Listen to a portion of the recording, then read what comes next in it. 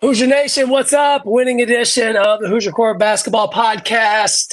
Indiana beats Eastern Illinois 90-55, moved to 2-0 on the season. And that, for the second half at least, was more like what we thought this team would look like. So Indiana, gets a convincing win. They cover. It was a 26-point spread. They win by 35.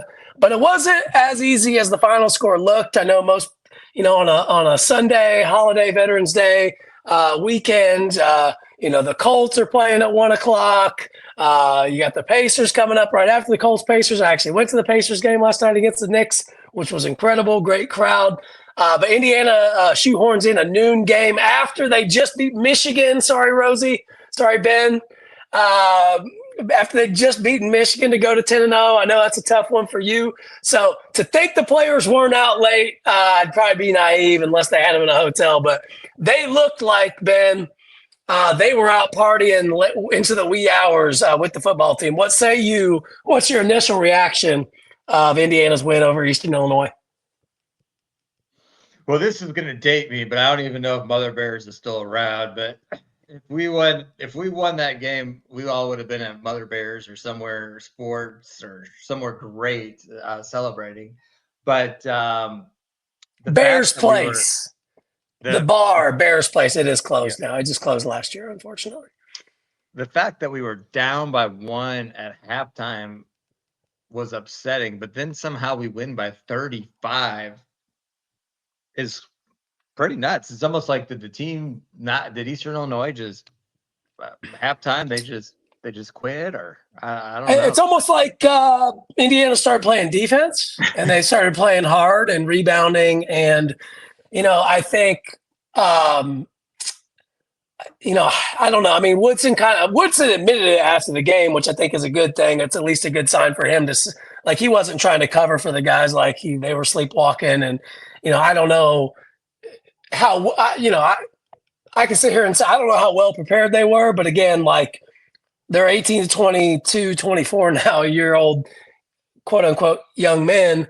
What they were doing the night before, but it looked like, I would have a hard time believing that they were out the night before a noon game, but I went to that school and I've seen it happen before. So to say that it wouldn't, but yeah, I just think the first half, that's what scares me about this team is that what we saw in the first half are a lot of the trends, a lot of the times we saw last year where Indiana was getting blown out, right, by the Nebraskas of the world. And, Woodson has gotten blown out a lot in his career. And though the way they played in the first half, now obviously they're playing inferior competition. You do that in the Big Ten, you're going to lose by double figures.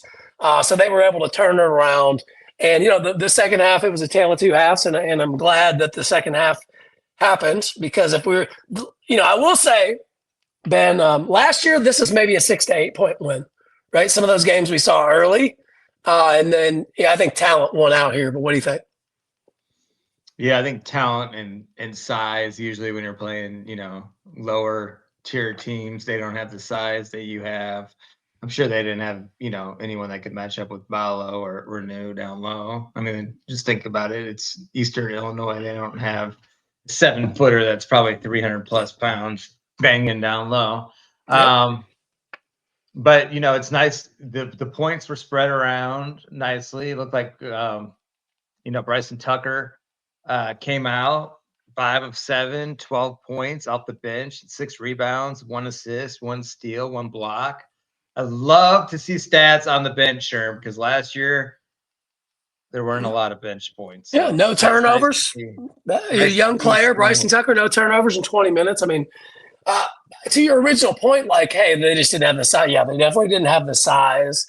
And you look at, Ballo, Mbako leading scorer again. So that's 2 games in a row that he's leading scorer with 18, Ballo 17, Renew 17, Ballo 17 and 9, Renew 17 and 6, Mbako 18 and 7. So we used our size, to impose the will. And I think those 3 are probably going to carry us. But again, this turns into that whole 3, 4, and 5 are what's carrying us, and the backcourt not.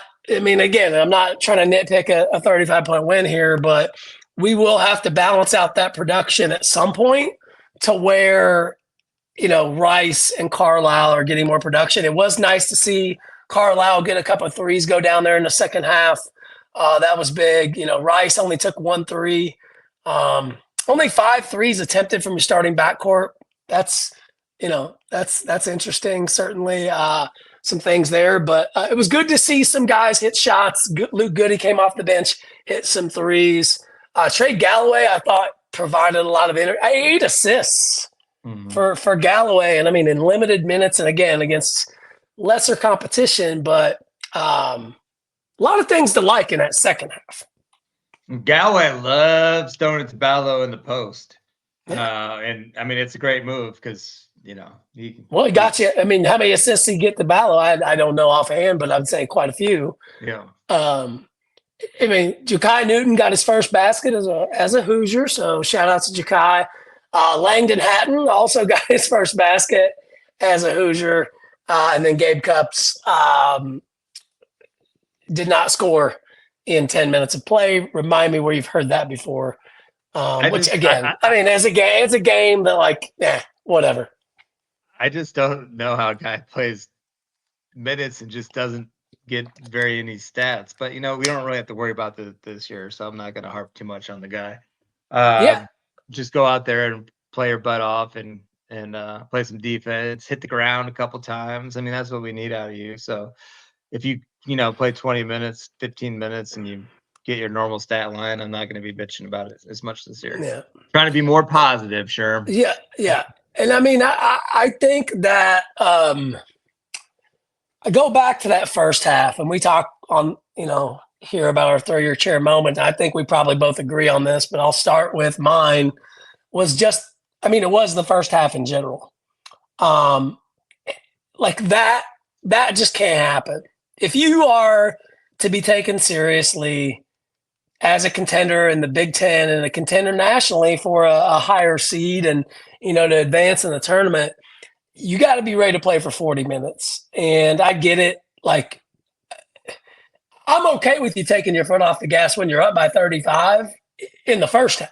Like, I'd rather it had been up by 35 at half and, they end up winning by 24 maybe, because you played a lot of guys, got some guys some rest, like whatever. You had to kind of flip the game. And I mean, yeah, for Ken Palms and all that type of stuff, it'll help you with the 35-point win. It's just it makes me nervous because once you start playing, South Carolina's okay. I think they already lost.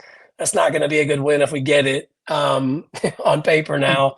So, you do that against Gonzaga and Atlantis, you'll get run out of the gym. Like, you won't. There's be no chance for comeback. I mean, would you agree? That was my third year, just the first half in general. Yeah, I mean, we can't start that way versus a good team. I am glad that they, pulled it away in a way I didn't see possible the second half. I mean, to win by 35 and you're down by 1.5, you never see that. Not a whole lot, at least. I would like to see Rice only played 22 minutes. I would like to see some more production out of him because I think when we start playing good teams, he's going to have to be the engine that runs this team. So I'd like to see him get some more shots up, some more assists, more playmaking, more running the ball up the court. They just don't look comfortable. The guards don't look like they're comfortable. And it's their second game here. The two that look the most comfortable to me are Mbako and Renew because they've been here. Galloway, obviously. Ballo's had his moments. He looks good. Don't get me wrong, but I think it'll take a little bit of time, and maybe that's why Woodson, made this schedule a little softer than we'd like to make sure they get it. But I do. It is concerning that a couple games in, we're not really seeing production from the backcourt. I'm not at the concern level yet, but they'll have an opportunity against South Carolina on Saturday. It's an interesting time slot. 3:00 on a Saturday afternoon in the middle of college football season. I know Indiana's on a bye week, and shout out to the football team again. 10-0 is unbelievable. And they're off this week, thankfully. But 3:00 on a Saturday afternoon, Does that make any sense to you? No, not a lot. I mean, maybe what would we prefer? Like a noon game, night game? I don't think you It's should not in have the it on middle. Saturday of college football. Like, Yeah. I mean, if that's a, that's an SEC opponent, right? If it's Eastern Illinois, you're playing on a Saturday afternoon in the middle of college, it's like a tree fall in the woods, right? Nobody even knew the game happened, probably, right? But it is an SEC opponent at Assembly Hall, and it's on Peacock. Like, is that the best way to, like, I don't think Woodson can control the TV contracts of what games on where. I just, 3 o'clock Saturday afternoon, I'm trying to, see who's winning that first noon college football game, and then it's leading into that 3:30. I don't know. I don't love it. Well, I mean, I guess the other thing is 12 o'clock Sunday on Big Ten Plus. I mean, that's not bringing in any ratings. I don't know. Yeah, I mean, but my point is, you're playing an actual, like, team that's at least supposed to. They're a power conference team, I guess, is my point of that. Hey, like,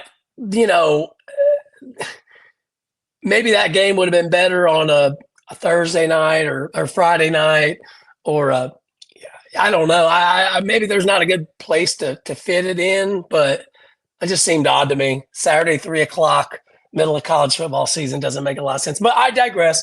I don't make the schedule, certainly, because if I did, it would be harder. But whatever, we'll let that go. What do you want to see?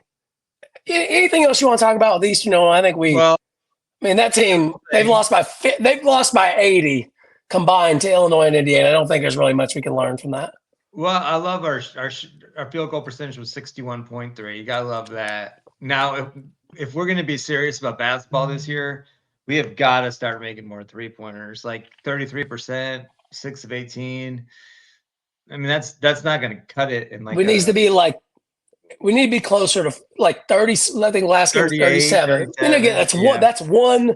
You're one make away, right? So I always look at who's shooting them, right? Also, and I like the fact that to me, Renew attempted 1-3. I'm fine with him giving it a shot. If he makes it, take another one. Ballow's not shooting them. Doesn't appear like Bryson Tucker's wanting to shoot the 3, which I'm fine with. Galloway only took 1. Ja'Kai Newton took 1. Cups took 1. Luke Goody took 5. Luke Goody 2 for 5. Mackenzie Mbako 2 for 4. Now, if you want to break it down into that, those are the 2 best 3-point shooters probably we have on the team. So that's who I want taking the bulk of them. And then, Carlisle took 4 and hit 2, which he struggled the night before. So maybe that's some things to come. Rice just 1 attempt from 3. I'd like to see a few more 3s. I mean, we know what this is, right? It's a Mike Woodson coach team. You're about to say. I think we need to be 23 to 25 threes a game. That's just really. I mean, obviously we want to make them, but we also got to get you got to spread the floor some more. We don't want, like last year, they would have like 5 guys in the paint, guarding Renew and Ware, and the outside shooter could get any shot they wanted, and it was just Clank City. And I think in order for us to get those down low shots, besides, so Renew can get in position and Ballo can get his, to spread the court would be nice. 25 threes. Well, we've got the when Ballo and Mbako and Renew are on the floor, like, let it rip from deep. You got they can rebound. They can. They've got a 7-footer. They say Mbako's 6'9" now. So you've got 7 foot, 6'9", 6'9". You should be able to crash the offensive boards. Now, Mbako might be taking that 3, but Carlisle and Rice are not small guards. So we should be able to that's something I want to continue to watch going forward, is offensive rebounding, like, an effort. Like, I think, it's good for this to happen to them in the first half early. But this continues to be a trend of Mike Woodson's tenure that we've got to be careful of. You play like that in the first half against even South Carolina, you're going to be in trouble. They have better players. They've got guys that we probably recruited, right? Like, that's, South Carolina was a top 25 team last year, I believe. They're maybe not as good this year. I don't really know much about them. I'll have to learn more this week, to look up. But I mean, they've already lost to a non-power school. Like, not great for the resume, but we can't do anything about that. But what you need to do is go out and beat them like a drum. You need to go out on Saturday. You need to beat South Carolina 20 points, in my opinion. Yeah. I mean, I would just I think this team can be really good, but every week I'd like to see progress shooting wise, like make some jumpers, so then, because the problem is when we play good teams, then we can't make a basket. Before you know it, we're down 20. And I just don't want to run into that again this year. Because the last couple of years when we lose with Mike Woodson, it's not like by 5 or 10. It's like 25-30. And the reason why does that happen? Why is that happening with this type of talent? You should never be losing by 20. I don't care who you're playing. Like, you get one a year, right? There's always going to be that one game for most teams where they just do not have it and they get whipped, right?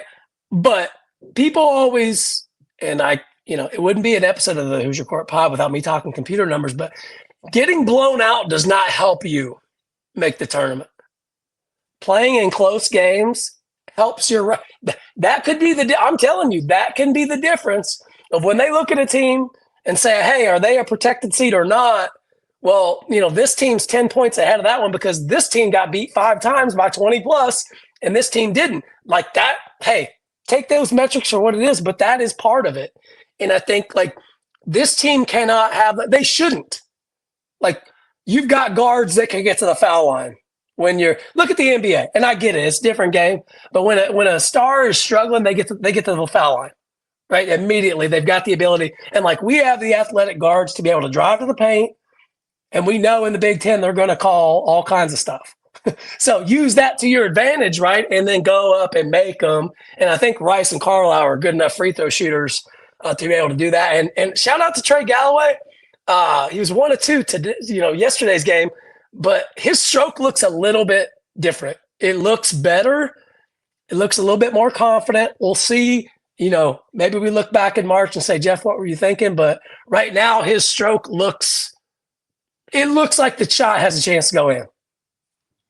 Well, it's got to be nice for him to not have to play, A+ basketball every single game in order just to be competitive for your team. Now he can play a role. 8 assists. I mean, yeah. Hey, if you can give me 5 assists I think Galloway will push to start again, but I really hope Woodson resists that and just says what it's looking like early is Galloway, Tucker, Goody. And that would be where I'd probably right now, and in the South Carolina game, that's my rotation.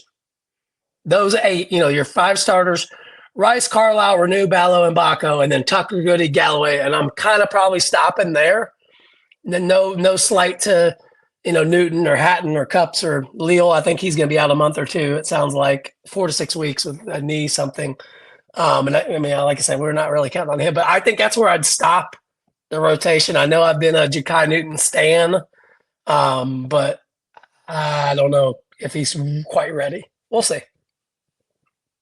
Yeah, early on, let's be honest, we should win 95% of our games till the Big Ten season starts, right? Because 85 of them are. They should be 10-1 in pre-conference. You need to be able to beat Louisville in Atlanta. You need to beat South Carolina. You need to beat UNC Greensboro. You need to beat Louisville to start off Atlantis. They got beat by 22 by Tennessee the other night. And then, are you going to beat Gonzaga? Probably not, if that's the team you face. Based on Gonzaga looks to be pretty good. That's an understatement. And I won't say that I know the bracket, but I want to ask you this. So I know we're kind of speaking forward, but as we get in, we're just a couple weeks out from Thanksgiving. Have you seen the NFL slate for Thanksgiving and Black Friday?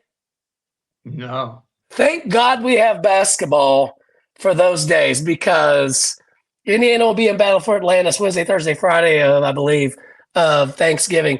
The NFL slate is awful.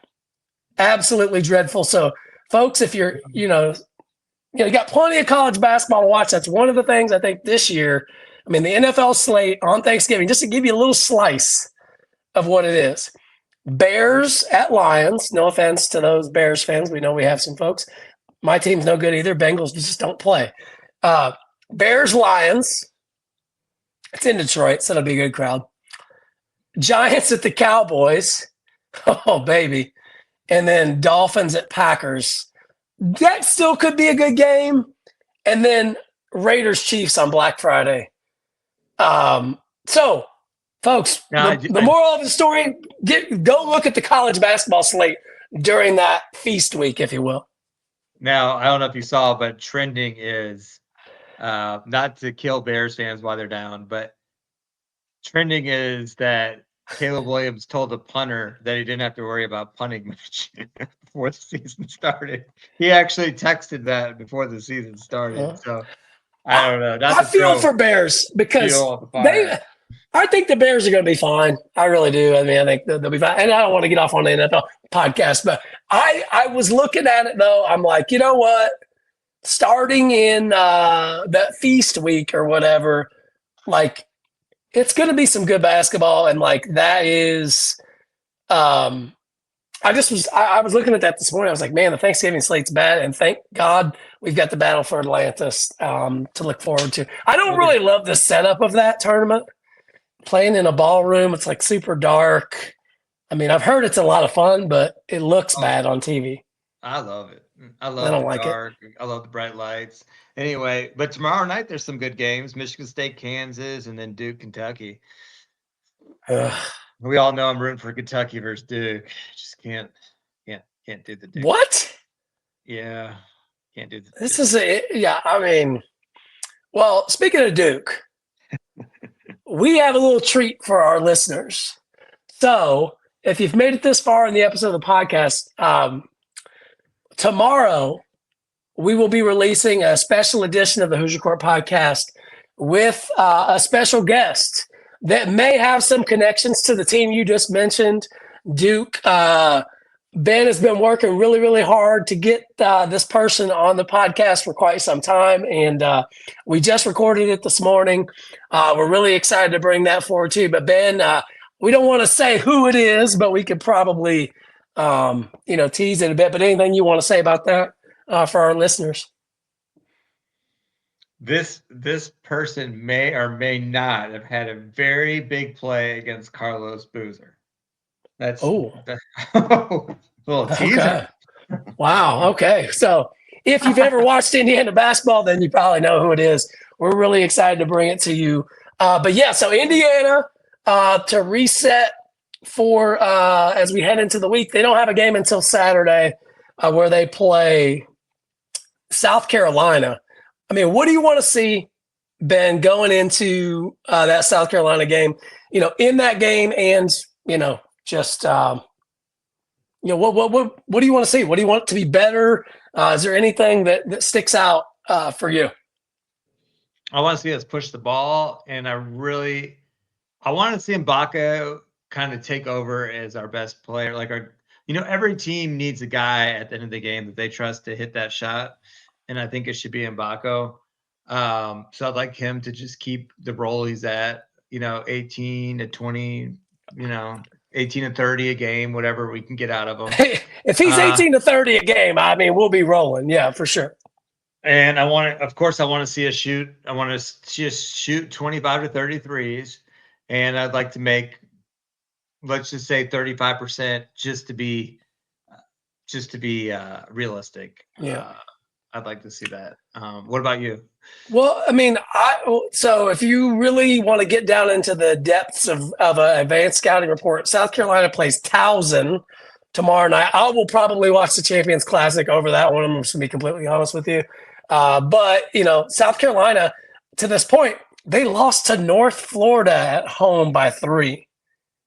And that strikes me as one of those games where maybe the team's not ready to play like what we had yesterday. And they just happen to be matched up against a team that's, maybe they did beat South Carolina State by 22.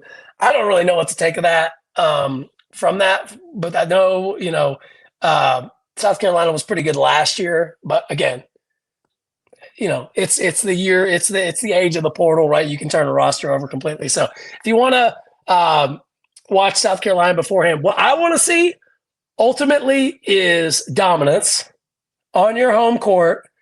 Should have a great crowd Saturday afternoon, 3 o'clock. We talked about the time slot, but that gives you plenty of time to get out of Bloomington, get nice and lubed up, right?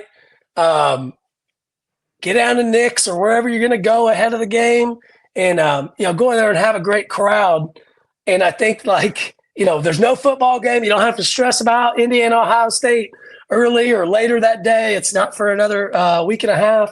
So I really want to see dominance. I want to see a great crowd, right? We're not into Thanksgiving break yet. I want to see a great crowd. I want to see us shoot the 3 ball. I want less than 10 turnovers against the power conference opponent. That's my goal. Less than 10 turnovers. And I want to see the rotation, unless just Indiana is running out the scoreboard. I want the rotation limited to that 8. I don't really need to see Cupps, Hatton at this point. Newton, maybe, just because I haven't really seen him before. But I don't really need to get Cupps and Hatton into this game against an athletic team. I think that's not a recipe that I want.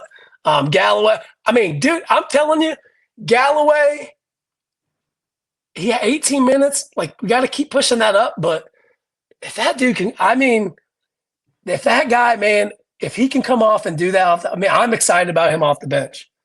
Like, if he it strikes me like he'd be willing to accept that role. Right? Of just, hey, you be 6th man of the year. He might play 30 minutes a night, but he's a 6th man. I'm excited about it. You and these expectations for Ja'Kai Newton. I hope so. I'm just saying, I don't need to see Cupps or Hatton.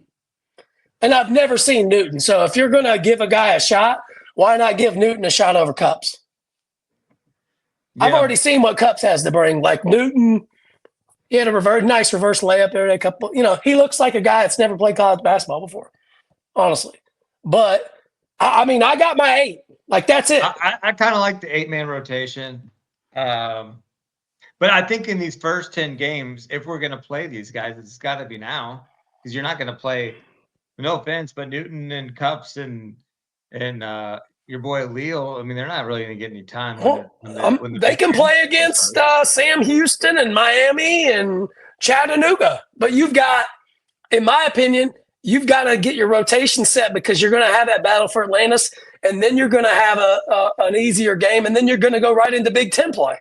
Remember, you get the Big Ten play in early December. I got my 8 guys. Like, that's my 8. I'm good. Like, I think you can run in. If I'm Woody, Galloway's my first person off the bench and coming in for one of the bigs, whoever's not playing well, and I'm putting Mbako at the 4, and I'm letting Galloway push the ball with Rice and Carlisle and get up and down the floor and go. That's what I'm doing. I'm also bringing in Tucker to maybe replace one of those guards, give somebody a blow there, and then Luke Goody's coming in. Can you make shots or not?